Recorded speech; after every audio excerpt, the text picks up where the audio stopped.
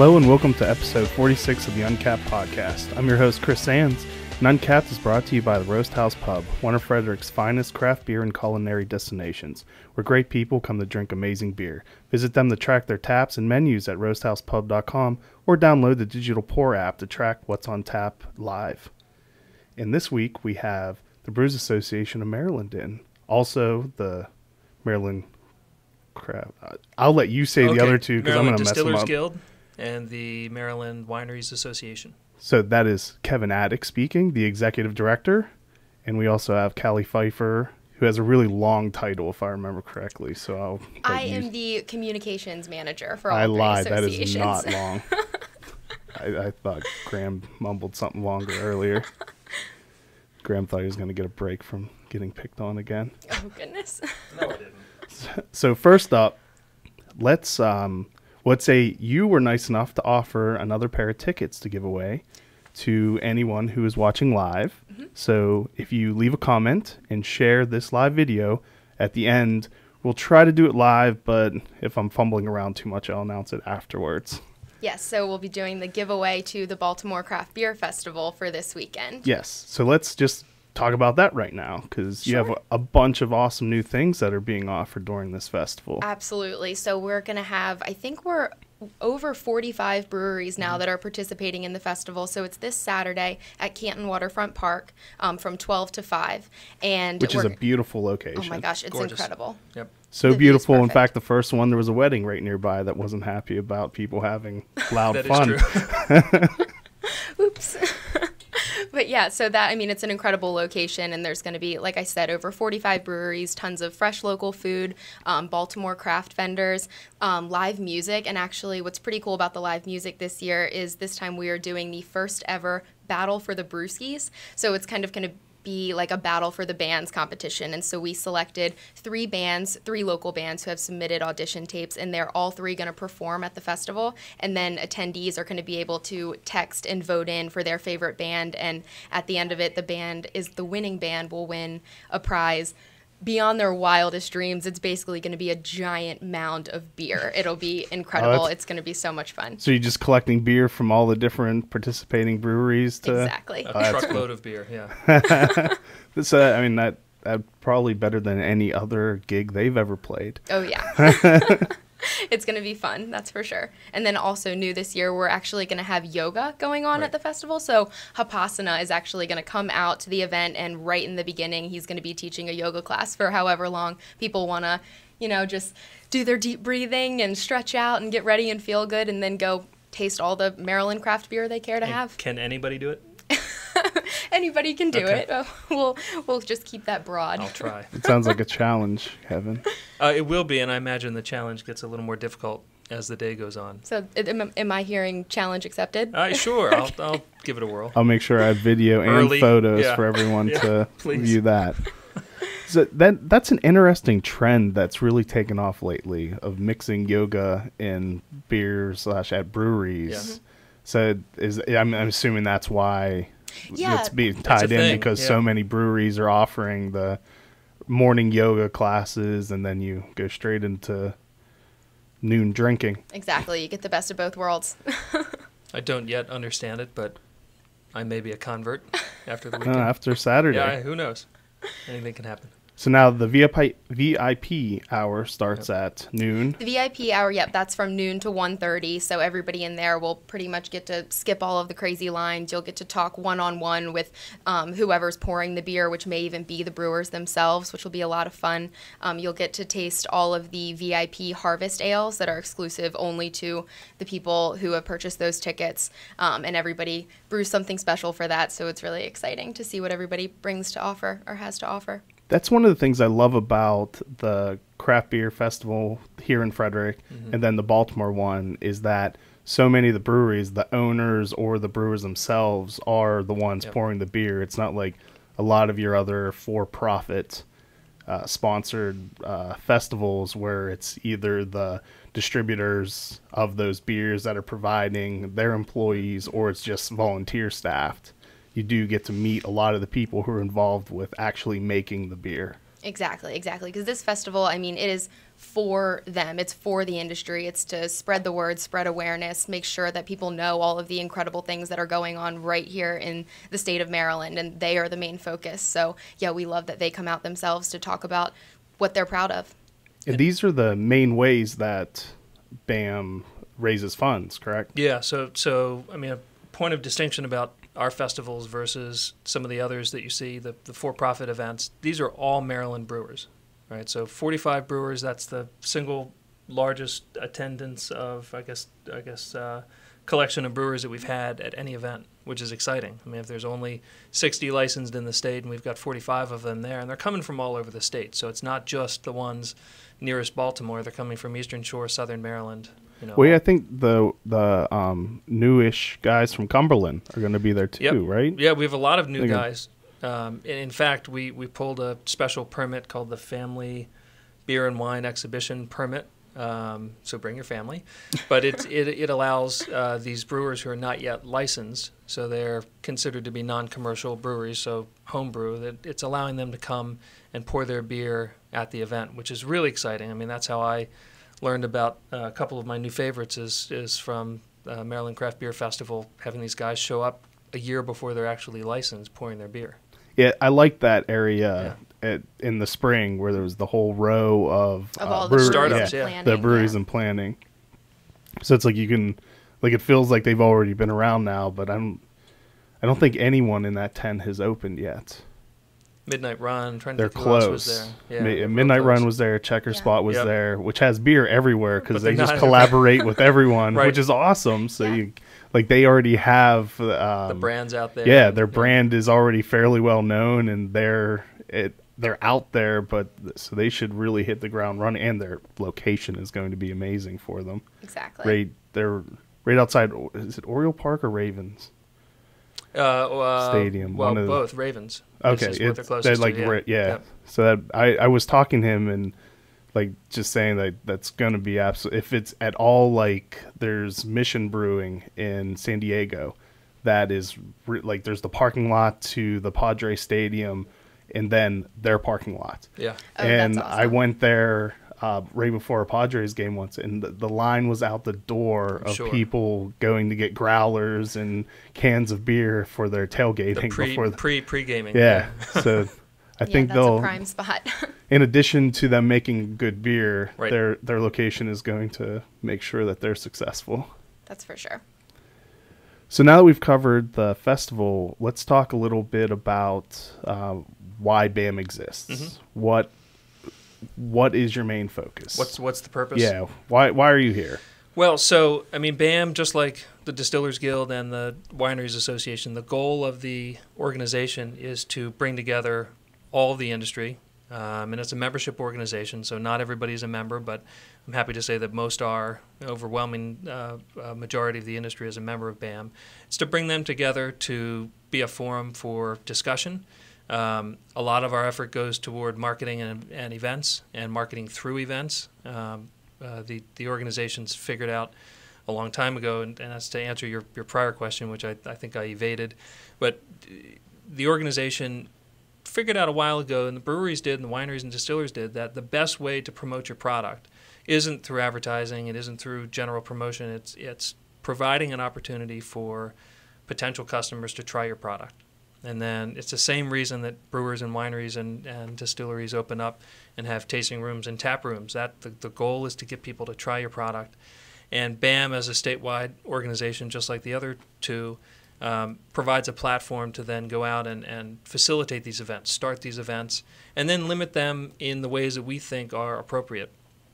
If you go to a BAM event versus some of the other events, it's not about drinking. It's about exploring. It's about finding new beer and the wine and spirits in the other organizations, but then endearing yourself to those products. I mean, that's what the breweries want. The brewers come to our festivals, either the brewers or the owners, so that they can meet the customer, and especially during that VIP hour, have those conversations that you may not be able to have at some of the other events, and certainly not always in the tap room.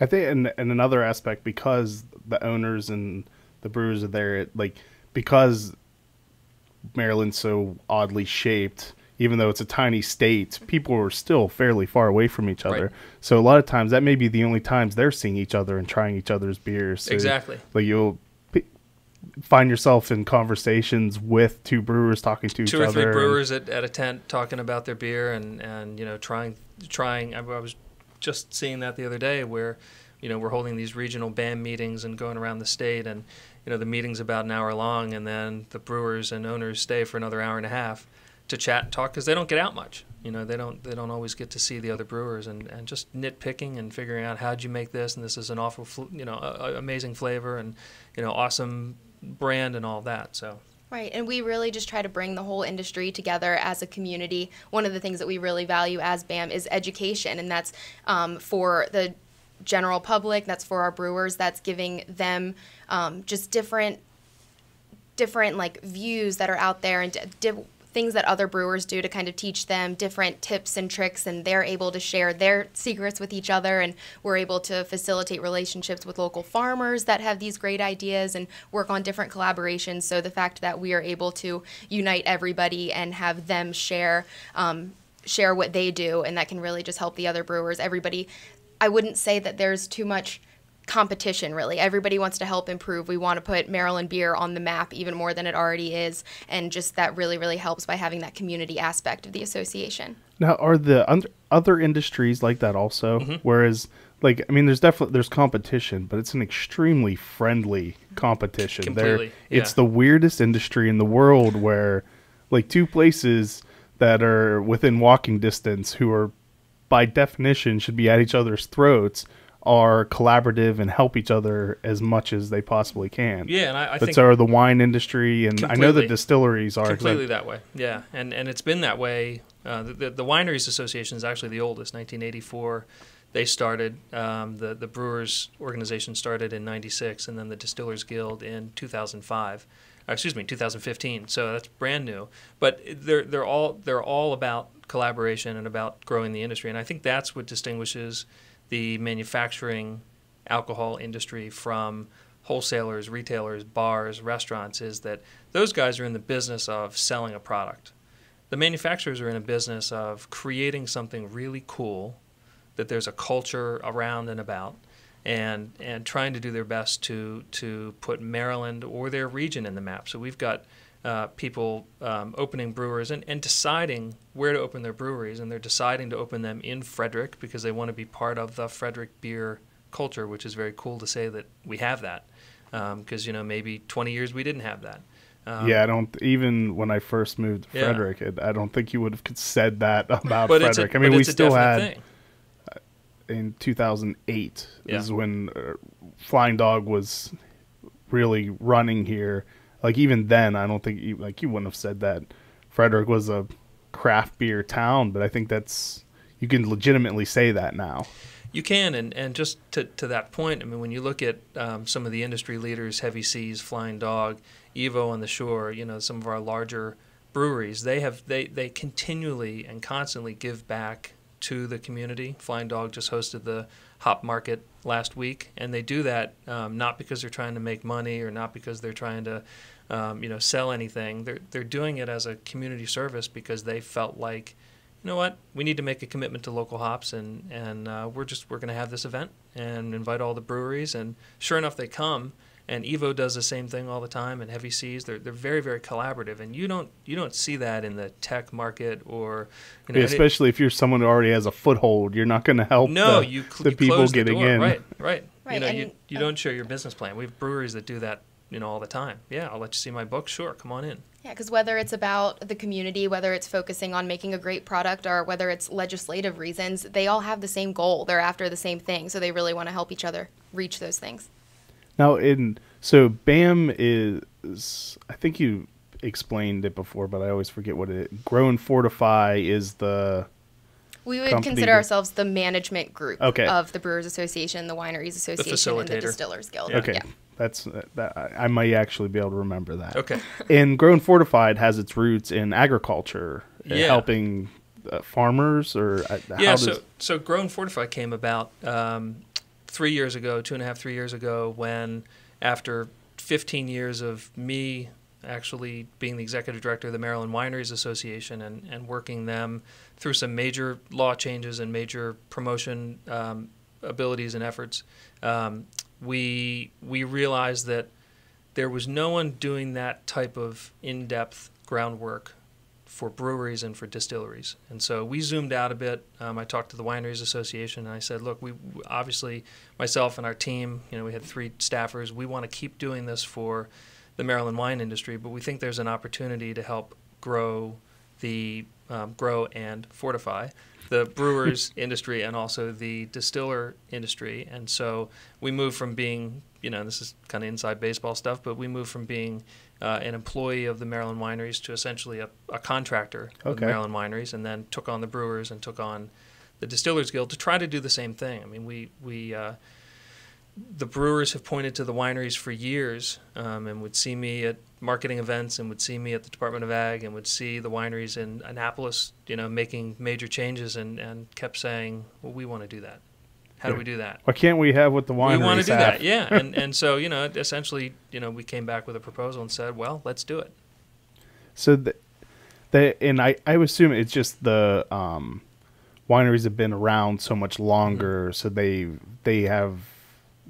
had better foothold of having the regulations on them relaxed more than what breweries, or is it more of the dynamic with the 3-tier system that you see is... Yeah, I think it's a couple of things. The wineries are different in that the wine industry is overwhelmingly based in agriculture, right? So what makes Maryland wine is the fact that it's grown here. That's a distinction point. What makes Maryland beer is that it's made here. Same thing with spirits. Now, you can use the local ingredients, and that's a definite value add. And that gets, certain customers very excited, just like maybe saying it was organic or whatever else. It is a value add to it. But the wineries had, since 1945, the first winery started, and, one of their biggest legislative achievements was passing direct shipping in 2011, and they did that after 30 years of trying. Because Maryland was one of the last states that would allow wine to be shipped through the mail, number right? 39 or 40 to change their laws. Man, we love to go kicking and screaming to allow people to be the very last purchase. one. Yeah. Well, let's pause real quick because I want to talk about the Roasthouse Pub again, because they have some great events coming up. One of them is another festival. They'll be giving away tickets to the Beards, Beers, and Brats Festival, which they'll also have the preliminary beard competition at Roasthouse Pub, and that's tomorrow. The winner of that will automatically be moved into the final round at the festival. I'm not 100% sure what all of that means. It's a beard pre-screening. Yeah, so if you have the finest beer at Roasthouse Pub, you get to go past the ruffians at the festival and go right into the finals. I'm not sure so what... I'm late, right? Yeah, you will not win. Work out. Okay. I mean, I don't know if you can wear fake ones. You may be able to... have to read the rules. The fine print. I wasn't provided any fine print, so you may or may not get away with that. Out, yeah. October 11th, they're hosting an event with Monocacy Brewing Company to benefit the Patty Horowitz Breast Cancer Fund. And then on October 9th, there's an event with Flying Dog and Lagunitas Craft Brewing. And you can, as always, for tickets and more information, go to roasthousepub.com.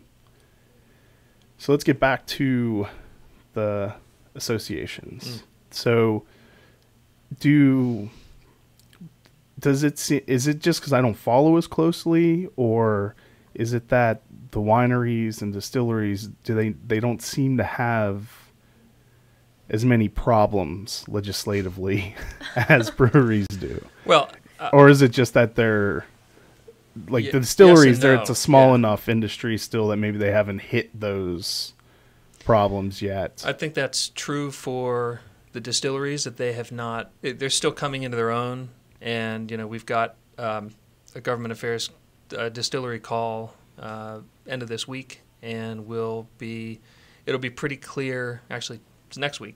Gotta get my calendar right, but it'll be pretty clear when we talk. What after 2 years of them being open, because most of the industry is only 2 years old, right? You have a few that were open 5 years ago, but no one who's really active selling to the public has been open more than 5 or 6 years. So because even though it was made legal in Maryland, right, it still took the other counties a while to add it on, create those licenses. Yep. So we'll hear from them what their biggest challenges are, and there are some distinct challenges that other states have overcome, like the fact that you still can't buy a cocktail.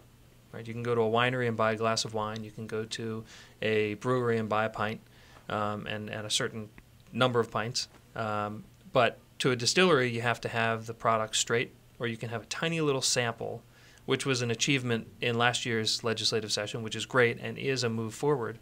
But they're still, they're still not destinations in the way that our wineries and breweries are. And if you look at all the other states near us, especially, you can walk into a distillery and you can try the gin and say, "Could I try that in a gin and tonic? I'll buy, a cocktail." And maybe it's 1 or 2 cocktails, and that's the limit. But that's something that is rather tedious right now. We've got, one of our distilleries has taken video of a customer, saying, "You seriously want me to try this gin straight? I don't drink gin straight." It's like, "Yeah, you got to try it straight." And she's, going wild about it. Or carry your own mixing kit. Or carry your own mixing kit. I don't.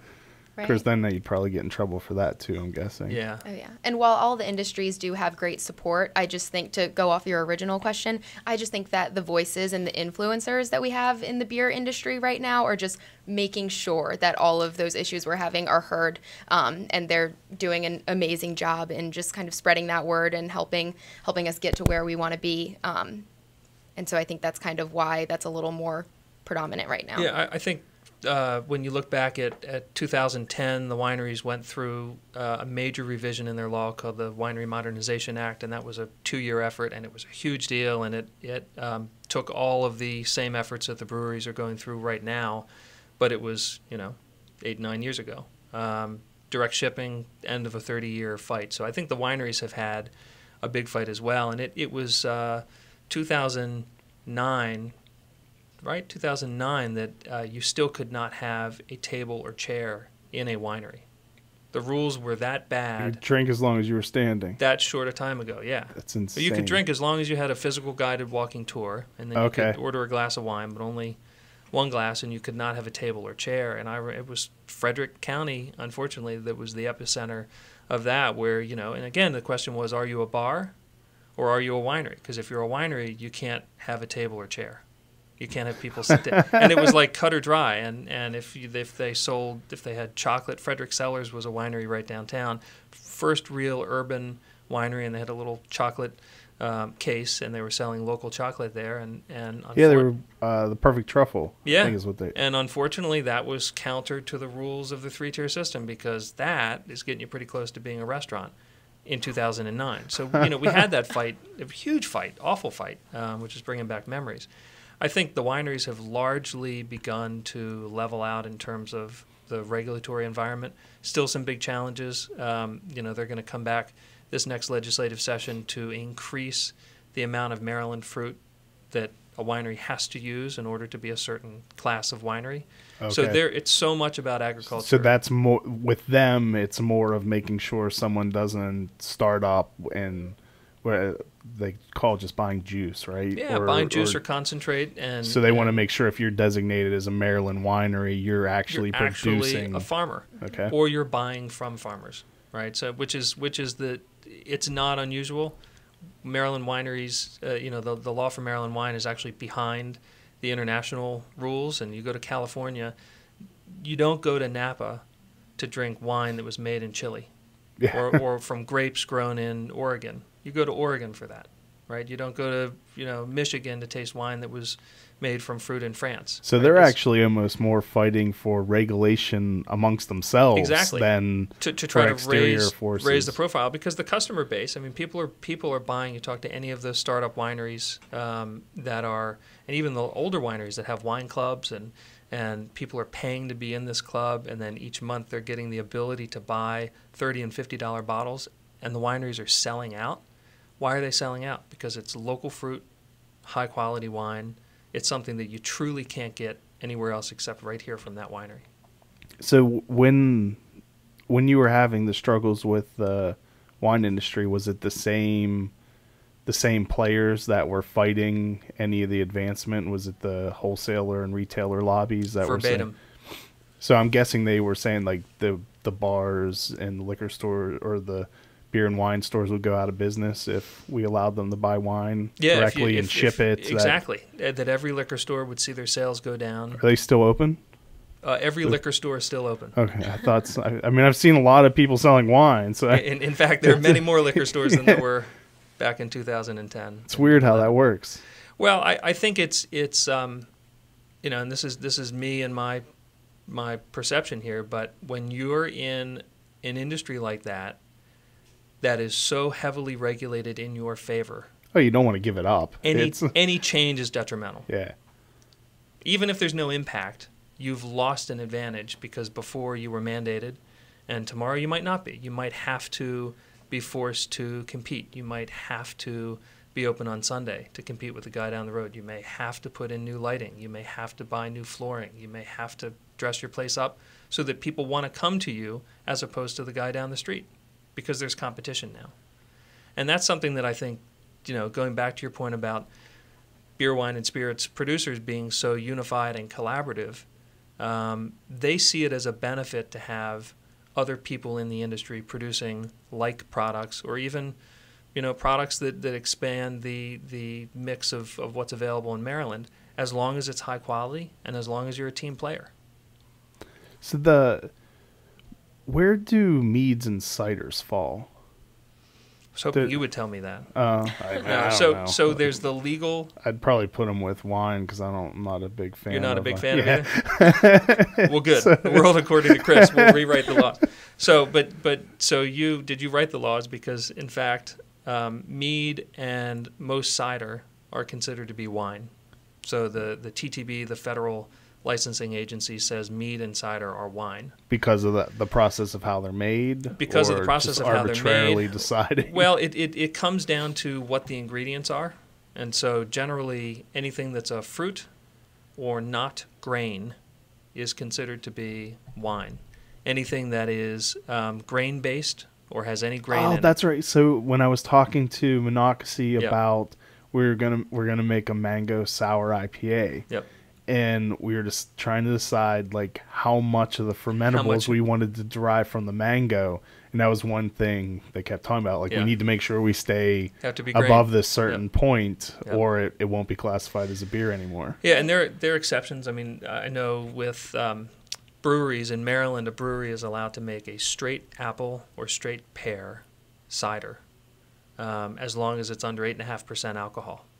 But the minute you add anything to it, if you add another fruit to it or it's not 100%, you have to be a winery and get a winery license. So it's strange like that. But then the marketing, we hear this all the time that our brewers and our wineries that make cider and mead often want to be associated more with the beer folks than the wine folks. Right, like we have the breweries like Red Shedman, who is considered a brewery. They're part of the Brewers Association, and they also make an incredible cider. But then we have members like Charm City Meadworks, who we would kind of say that they can fall into both categories, but they are a member of the Wineries Association. Yeah, because I really like their mead. Yeah, but it's a lot closer to beer. I would say it's drier, it's carbonated. But also in the marketing, right? I mean, you look at it, it's canned. It's in cans. It looks like beer.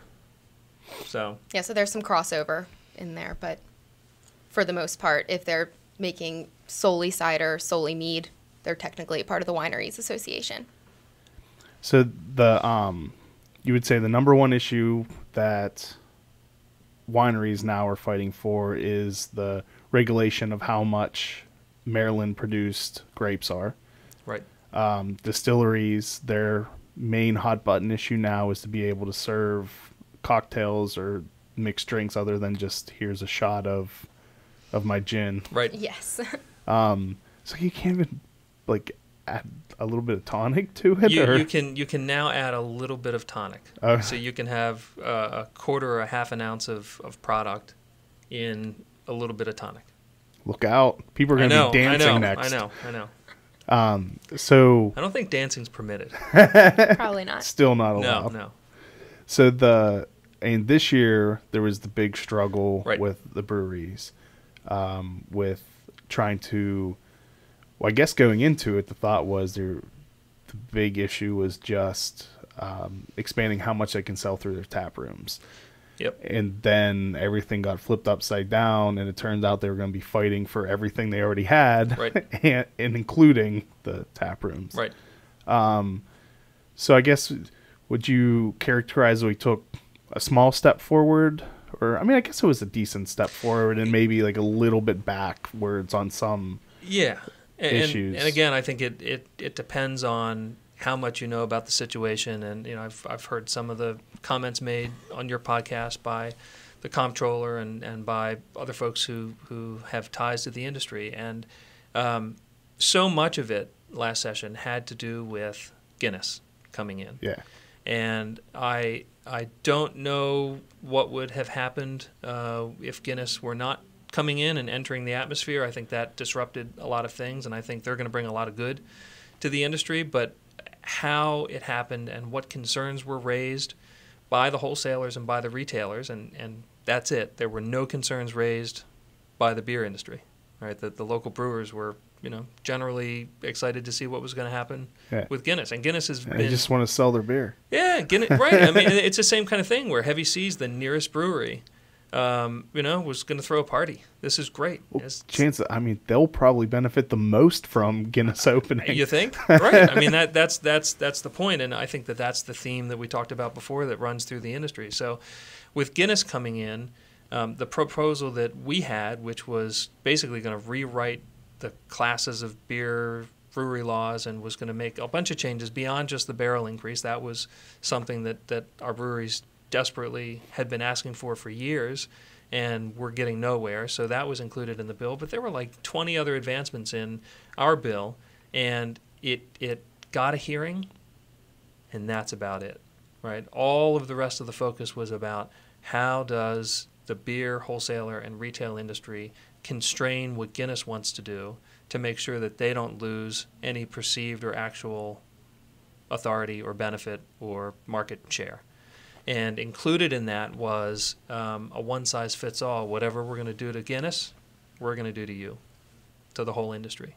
And for better or worse, I mean, it was not the bill that came out of the House, and I know you had the comptroller on, and he kind of went through all of it, and Liz Murphy, you know, the goddess of Queen of craft. The queen. Okay. Shout out to you, Liz Murphy. She hasn't been deitized yet. Not yet. Only. Well, we have to make that official. But you know, so much of what happened last session is what happens regularly with major bills. Is that someone wants something, someone else, you know, doesn't want it or wants something very different, and whoever's got better access and better relationships with the leadership in the House and the Senate gets what they want done. And unfortunately, that's what happened. I think in the House, it happened, and we weren't able to affect change, much change. We were able to make some changes. The chairman of the House committee and I had a conversation as the bill was passing. He was able to make a change. I think he saw the light toward the end of the process, but made it very clear. He said, "Look, this is happening, and you know, if you're going to make changes, it needs to happen in the Senate." And that's where we turned on, you know, the advocacy and really put the screws to all of the players to force them to the table to negotiate. And how big of an impact do you think craft beer fans had on the outcome? It made the difference. So it was the people reaching out, listening to all the Facebook posts, to write letters, call. 100%. And we're going to be reaching out to them again this fall once the comptroller's task force ends up. And I do want to talk about the comptroller in a minute and his efforts. But once the task force wraps up, you know, we'll hear what the comptroller's proposing. We've got our own ideas, and we'll make sure that our fans and followers are clued in, because it would not have happened. You know, we would not have been able to alter and dismember the really bad parts of 1283 without customers, without the everyday beer fan calling their legislators. I mean, you hear that, right? So as a representative of the organization, and Callie was involved in some of the advocacy, and certainly the Brewer Day in Annapolis, as we go down there once a year and march around and introduce our folks and all those things. That has an impact, but every other group is doing that same thing. Every other lobbyist is doing that same thing. What made a difference, and what always makes a difference, is customer, civilian, citizen, voter engagement. People who are giving them their jobs. Yes. Yeah, contacting them. We heard toward the end of the session, and this was the game changer. So the comptroller clearly helped. So that was she's a goddess. We'll give her that deity. But that plus the comptroller, and then fanning the flames and letting our constituents, the legislators' constituents in on the inside of what was happening. That's what made the difference, because as we walked around to talk to senators, they basically said, "I've gotten 40 calls today," and we'd ask, well, what are the other issues? And they're like, "There are no other issues." And there were issues like death with dignity and some other major social issues. There was a major tax reform plan. There was paid sick leave, major social issues. And the beer law made it to the top because of the calls and the emails. And not just, hey, I heard that, my brewery asked me to call about. People were fired up. You're going to put my brewery out of business. You will literally close my new startup brewery. Or my friend and my family are opening up a new brewery and have, just put their house on, into a home equity loan and everything else and gotten banks to give them $1 million to start a new business. And what you're doing will shut them down. That's what made the difference. Right, and our influencers, the comptroller, Liz Murphy, our members, the brewers themselves, they're the ones leading the charge, but the community as a whole is really the biggest voice we have. And just going off of managing our social media platforms and just seeing the feedback we're getting when we're posting, okay, here's how you can contact your local legislator if you want to, and just the response we're getting. We're like, I've already called 5 times today. I'm writing another letter. Like, let's do this. Go Maryland beer. It's just, it feels great. And they are the reason that we would advance. So I guess it was the House Bill 1420. Mm-hmm. Was that was our bill. It was the brewery modernization. Yep. So you were basically trying to do the same thing you did for the wine industry with the Winery Modernization Act. Right. Did they have the same sort of huge setback the first time? Yes. Right before? Yep. And was it the same playbook? They heard from, although back then it was probably a little bit harder to let the masses know what was happening. Yeah, no, we had I think on the testimony day we had 100 people come in, and it was same thing back with the wine issues. I think there were some big differences. Number one, we didn't have social media like we have now. Yeah. There was not the ready fan base. Yeah, they had e-newsletters and e-newsletter lists, and that's a very different medium to try to gin people up to actually do something. Whereas social media, you can send links and target people, and it can be make it very easy. Very easy, but a much quicker, faster action to get something done. And frankly, with what happened in the House and how fast it happened, and what the comptroller said when he was on the podcast, it was literally a backroom discussion, and even the chair of the alcohol committee didn't know what was happening when it was presented to him for a vote in a closed-door session. Right? There were so many things that happened, and it was so fast that we needed that kind of customer backlash. And I've had conversations with the lobbyists who represent the other groups, and they, I don't think, understand why we're still upset about it. And I've tried to be clear that it's not what happened, because advocacy groups and membership groups and industries lose all the time in Annapolis, right? So it's not about the fact that we lost a little bit here. It's how it happened. It's how they did what they did, And the fact that there were I mean, I had legislators tell me things that were complete and utter falsities, and they could have come from only one place. Oh, like that the Brewers agreed and it was a compromise. Yeah, and that I was in the room. They were told that me specifically was in the room, and I wasn't.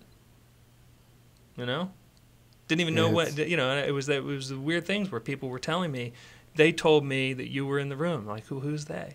And it doesn't take you long to figure out just the lies and deceit and all that. I'm hoping we can get past that and actually use this task force, which, has been uncomfortable at times, but it's been a phenomenal opportunity to have these discussions that have only ever happened in the back room. Have them in the sunlight, have them in public. Streaming live to Facebook. Streaming live for anyone who wants to see it and go back and look at it. I don't know how many people look at it live, but a lot of people go back and look at it because I have a lot of many conversations with people that, specifically say, I can't believe what so-and-so said to so-and-so, and can you believe that anyone would say that, and do they actually believe that that's the way the world works? Is it the comments about prohibition and that it worked fine then? Or? It's unbelievable, some of the stuff. Ones? That it's just... And I'm not on the task force, so I'm an observer as well, and just sitting, I always try to sit right behind the wholesalers because I like to hear them whispering to each other. and frankly, there's a lot that we could say about it, but yeah, I mean, it's all that's made possible by the comptroller, and Comptroller Francho has been a huge supporter, not just specifically of the beer and the wine and of the distilling industry, because he was our champion back when we were passing other laws, and when he was a delegate, he put in a direct shipping bill, and he gets it that this is about economic development, and it's about entrepreneurs, and it's about manufacturing and jobs and all the things that maybe brewers don't use as their top level argument. They're about beer, but when you walk into a Jailbreak or one of our newer mid-sized brewers, Union is another one. You walk into Union Craft and you see what's happening there at any one time, forklifts and deliveries, and it's phenomenal. There are not many industries that are bringing those types of jobs and activities to Maryland. I think that the task force and the forum that the comptroller has provided will be a game changer for this whole effort, because there's so much now that's on record. There's so much that has been discussed and shown, and frankly, the wholesalers, I don't know which you've seen, and the wholesalers individually, some very good people, but the script that they're reading from and some of the things that have been put down in writing, I don't think they realize how appalling those sentiments are. What do you know what the percentages of the wholesalers who are fully independent as to ones who have stakes of their business owned by the big three? I don't know that. And I'm wondering, is that where a lot of the problem is coming from? Is it really the wholesalers being worried that they're not going to sell as much craft beer if people can get it directly from them as opposed to going through them? Or is it from actually big beer using that as a way to try to squash the craft beer movement a little bit? Or is there no evidence to that? I mean, it's a complicated answer.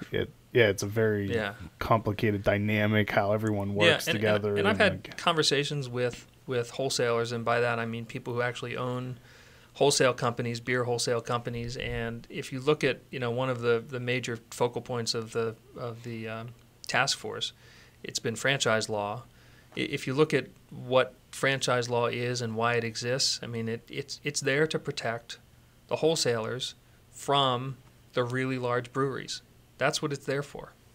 And when you look at the size of Anheuser-Busch, Miller, Coors, whatever they're called now, AB InBev, if you look at the size of some of the other major large players, and you ask yourself, does a local wholesaler need protection from them?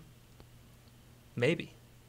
I'm not a wholesaler, but when you hear the investments that they have to make in order to sell Budweiser and Miller and Coors, maybe they do need that. Do they need that protection from small local brewers? Well, that one guy said he would need to buy another truck if he brought on a craft brewer. Isn't that called business? Yeah, I think, wasn't it Carly that pointed that out? I think Carly from Attaboy. I enjoy, she's probably one of the more Carly's outspoken. wild. Yeah, she's great. Her and Tom Flores don't pull any punches when they start talking. Tom, who wants to rewrite Yeah. the whole alcohol law, and that's great. I'm sure he's halfway through it, which is great. Looking forward to reading it, Tom. But I think that I always find it fascinating. I had a person who is a blogger comment that he's surprised how much time is spent on the wholesaler and retailer's part talking about the fact that they need these protections to keep the lights on and to pay their employees and to hire trucks and to make sure that everything runs smoothly. Could brewers probably do, and could we do as an industry a better job talking about how we need all of the rules to justify those things? We could, but I don't think anyone got into business to build and create craft beer and to open a brewery and for that sake a winery or a distillery so that they can be harbored by laws and protected by laws. They want to make a great product and be dynamic with that product, and if the product's great, they want to be able to scale up and make more product and sell more product. And I think that's just business 101. And I so much of the discussion has been reliant upon we need to protect ourselves. These laws protect us and keep us in business. Oh, and touting how much wholesalers give back to the community. I mean, brewers match that and probably trump it. Yeah, it's just every time I've watched one of those, they seem to just go on and on about how much they give back to the community. As if brewers don't do that. Literally every time I'm in a brewery, I'm getting there just after a community event or right before the next one. Yeah, and it's happened at the task force. We're at breweries. We were at Monument City Brewing at a task force meeting, and the meeting was running long. They're supposed to end at 5 so that the task force members can go have a beer together, and it was running a little bit long, and there was a community group out there waiting to come in because they had a fundraiser that night, and Monument City had given them the space, and the comptroller eventually went out and said, we're very sorry, and we'll let you in pretty soon, and what's your goal? And they had a goal of raising $4,000 or $5,000 that night, and they did. I mean, that's every night a brewery's doing that. Yeah, I mean, even for as how large Flying Dog is, they had it when I was raising money for breast cancer, which it's leukemia actually, Leukemia and Lymphoma Society. They had a fundraiser to donate to the Leukemia and Lymphoma Society through me and just a small little one, but they do stuff like that all the time. Even every small brewery constantly has where they're supporting local charities. But do you use your good behavior and the fact that you're a good person? No, they don't tout it. No. They just do it. No. Because it's just the right thing to do. Yeah, but you don't try to shape laws to protect you so that you're able to do that. No, you get further faster just by being a good citizen. So is that there not being any humongous... I guess there are huge wine companies, but is that why within liquor and wine they don't have the franchise law because there weren't the largest players that they needed to be protected from, or is? Yeah, I mean when you I'm no historian, but when you read the books about the 3-tier system, which was developed after Prohibition, kind of as a controlling punitive system to keep the parties in line. Much of the reason we got to the point we did, which caused Prohibition, was because of beer. And that's really why, and our overconsumption and our love of beer as a country. And it just got a little gratuitous, and we were put in timeout. And that's kind of the layman's history of Prohibition, right? There you go. Decades-long timeout with lots of people cheating and the rise of the mob and everything else. But it's... and even today in the world of wine and in the world of spirits, there are big companies, and there are big companies out there that are buying up smaller wineries and smaller distilleries. It's happening. But those companies are not acting in the same, I'll say it, predatory way that AB InBev has been doing, where they are not only buying up regional brands, which why wouldn't you do that? You know, you're in the business of selling beer. Those brands are being successful. Acquire them, and now it's your beer to sell. That's great. Yeah. But there are consistent, time and time again, examples of predatory behavior in trade practices, in incentives that we hear about in certain distributors to sell those products over independent craft beer. Messing with the supply chain of ingredients. Yep. Oh, yeah. Buying up all the hops. I mean, Yeah. that's those are things that we don't hear examples of. We don't see large winery A buys up small winery B, C, and D, right? They just kind of roll with what they're doing. They don't go and buy up all the grapes for them, so no one else. Right. But it's different. Whereas a lot of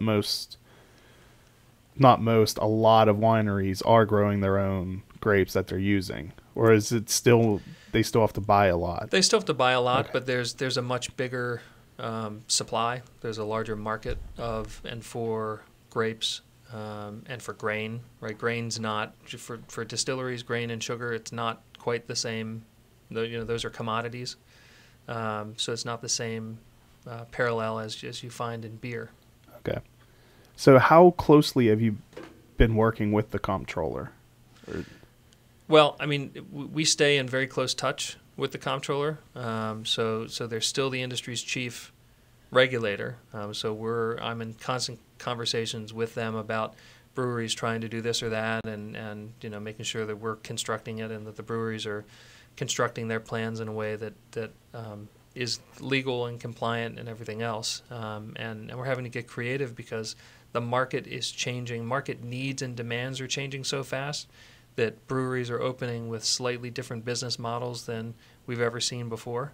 And so working with the comptroller and their regulatory and enforcement staff, Jeff Kelly and Lou Berman, who come to all the task force meetings, we're in very close conversations with them. As for the task force and the policy, they're taking the lead on that. Are they looking to you for input, or is it he's just going from the task force and that's what he's going to put the recommendation forward with? We've had lots of conversations with them about what the industry thinks needs to happen. And frankly, you look at 1420, which was our bill last year, that's round one of what we think needs to happen. And there are some things that the comptroller and the task force are talking about that go beyond that. We weren't discussing franchise law last year, but it's now a major topic. So so we'll switch back to festivals and events. Mm-hmm. This is your final event for the year, correct? Yes, for the Brewers Association, we are closing out beer festival season. So what are the largest events for wineries that you are behind? So for wineries, our biggest event, I would say, would be the Maryland Wine Festival that happened just a month ago, back in September over in Carroll County. That's definitely one of our biggest of the year, as well as Wine in the Woods that happens in the spring. And there's also been a new series of events that the Wineries Association actually hosts, but it is a Drink Maryland series. So far we've had a Drink Maryland North Beach in Southern Maryland. We have had a Drink Maryland Centerville over on the Eastern Shore. We may be having another Drink Maryland coming up pretty soon in a different region. And the cool thing about that is that the Wineries Association hosts it, but they also invite Maryland brewers and Maryland distillers. So it is more of a tri-industry event, bringing the three communities together, which is really, really cool. And then distilleries? And then distilleries, so we have been doing something similar series-wise. We've been doing a Spirits of Maryland. So far we've had Spirits of Maryland Southern Maryland, Spirits of Maryland Baltimore, and then we also work really closely with the Frederick News Post on the Frederick Craft Spirits Festival, which we're really excited about the second one in 2018. Hopefully a little bit less rain this time around. Fingers crossed. Oh, it wasn't that bad. There was still a surprising number of people, and it was everyone a great day. had fun. Yeah. Amazing. While drinking spirits, you can still have fun drenched. Very drenched. Maybe indoors this go around. Hopefully, yes. And so the next the next beer-focused events would be February, correct? That's right. Yes, so February is definitely right gotta around say the it right. corner. So as Governor Hogan announced, February is Maryland Craft Beer Lovers Month, and so that month really focuses on all of the breweries themselves hosting events and just doing things to get people out to the brewery just to see what's going on all over the state all month long. We do have one big signature event, and that's Love Thy Beer in Silver Spring. So we're really looking forward to that. But February is really just a month-long celebration. Oh, let's talk real quick about your magazine before we wrap up. Yeah. You also produce a magazine, right? Well, we've partnered the last few years with Custom Media Options, Okay. and they've produced the Brew Pub, which is essentially a guide to the Maryland craft beer industry. We hear that they're working on a new publication that may be beer, wine, and spirits. And food. And lots of food to go along with your beer, wine, and spirits. And it's been kind of a guide to the industry with a map and some feature stories. We've also got our Maryland Craft beverage map, which came out in February and will be February. I was I guess declassifying it February, and we'll be launching a new version of that soon. But that has all member brewers, wineries, and distilleries from all three. You almost have industries to on it. update that once a month at this point. Yeah, I mean Yes. the breweries and even the wineries are still opening at a pretty fast clip. Yeah, and the brochure is great to have all of the listings on one side, the entire map on the other. Updating it can be a problem, but we're hoping to be able to get that online pretty soon.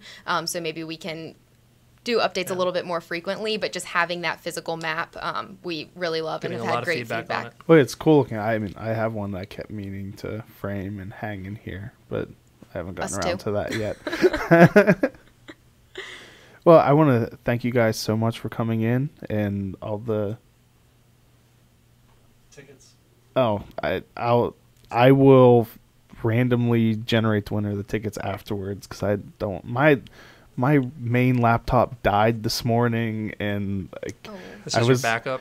this is my backup and I don't have like any of the stuff. I've been trying to get that set up while still paying attention to you throughout this, but gosh. I have not been able to make that Well, happen. if you don't win the tickets, they're still available on BaltimoreCraftBeerFestival.com. But shortly after we finish recording, I will You'll pick a winner. randomly Okay. pick a winner, and you can blame Apple for that problem. You can blame And Apple their for a lot of things. stupid High Sierra update that killed my laptop. Yeah. So thank you, Graham, for interrupting me. And thank you for coming in, explaining all the great work you're doing to benefit the craft beverage industry in Maryland and the great events you have coming up. We appreciate the time, and Yeah, thanks thanks for for everything having you're us. doing. Thank you. Well, actually, tell everyone where they should go to keep up with your call to actions, which will be coming up soon, and for event information. Yep. So we put all of our information on marylandbeer.org, but you can also follow us on Instagram, add us on Facebook. We share everything on there as well. Same thing for the Maryland wineries and distilleries. Great. Thank you so much. All right. Thank you, Thanks. everyone.